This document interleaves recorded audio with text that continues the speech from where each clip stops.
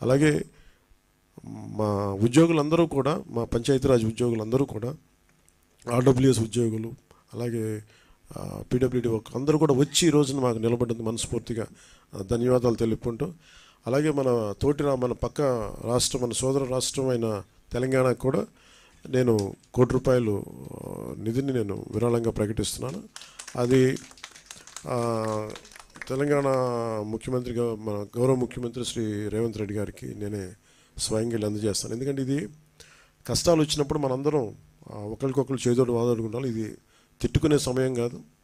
అలాగే వైసీపీ నాయకులు కూడా నా విజ్ఞాపన ఏంటంటే, మీరు కూడా మీ జేబుల్లోంచి డబ్బులు తీసి, మాటలు కాకుండా డబ్బులు కూడా కొంచెం విసిరి,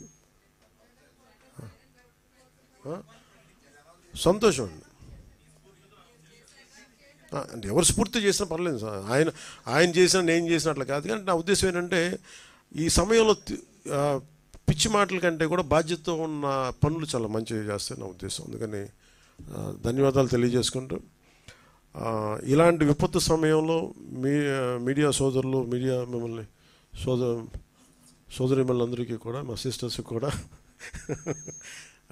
I'm grateful to you all. నిజంగా అంటే క్షేత్రస్థాయిలో మేము ఆ రిపోర్ట్స్ తెప్పించుకుంటున్నామంటే, ప్రతి విజువల్ తెప్పించుకుంటున్నామంటే అది మీ అందరి సహాయ సహకారాలు.